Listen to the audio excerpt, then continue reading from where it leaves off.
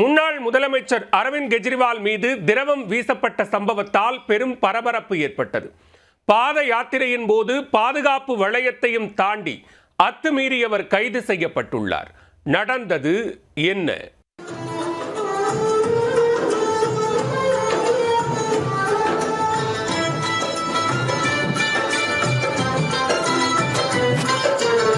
டெல்லி சட்டசபை தேர்தலை முன்னிட்டு ஆம் ஆத்மி கட்சியின் ஒருங்கிணைப்பாளரும் முன்னாள் முதலமைச்சருமான அரவிந்த் கெஜ்ரிவால் மேற்கொண்ட யாத்திரையில்தான் இந்த சம்பவம் நிகழ்ந்துள்ளது. பாஜகவின் தூண்டுதல்தான் இதற்கு காரணம் என்று ஆம் ஆத்மி குற்றம் சாட்டியுள்ள நிலையில் அதற்கு பாஜக மறுப்பு தெரிவித்துள்ளது.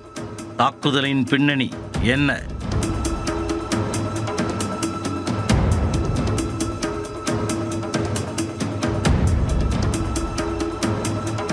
டெல்லியில் ஆம் ஆத்மி கட்சி ஆட்சி நடைபெற்று வரும் நிலையில் வருகின்ற 2025 ஆண்டு பிப்ரவரி 15 தற்போதைய சட்டசபையின் காலம் நிறைவடைகிறது.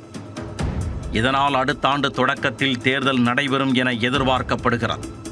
இதை முன்னிட்டு தனது கட்சிக்கு வலுச்சேர்க்கும் நோக்கில் அரவிந்த் கெஜ்ரிவால் பாத யாத்திரை மேற்கொண்டுள்ளார்.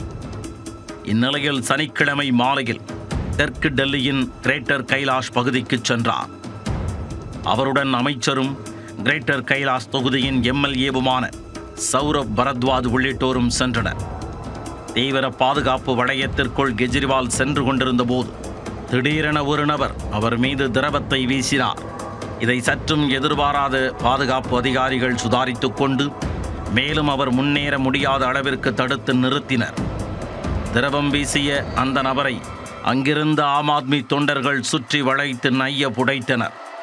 இதையடுத்து பாதுகாப்பு அதிகாரிகள் அவரை மீட்டு பாதுகாப்பாக வாகனத்தில் அழைத்துச் சென்றனர். விசாரணையில் அந்த நபர் அசோக் ஜா என்பது தெரிய வந்தது. அவர் மீது வழக்கு பதிந்து கைது செய்த போலீசார் தாக்குதலுக்கான காரணம் குறித்து தொடர்ந்து விசாரித்து வருகின்றனர். இதனிடையே கெஜ்ரிவால் மீதான தாக்குதலுக்கு பாஜகவின் தூண்டுதல்தான் காரணம் என்று சௌரப் பரத்வாஜ் குற்றம் சாட்டியுள்ளார். ஆனால் இந்த குற்றச்சாட்டுக்கு டெல்லி பாஜக செய்தி தொடர்பாளர் பிரவீன் சங்கர் கபூர் மறுப்பு தெரிவித்துள்ளார். மேலும் அரவிந்த் கெஜ்ரிவாலின் அரசியல் வியூகங்கள் தோற்றுப் போய்விட்டதால் இதுபோன்ற நாடகங்களை அரங்கேற்றுவதாக குற்றம் சாட்டியுள்ளார்.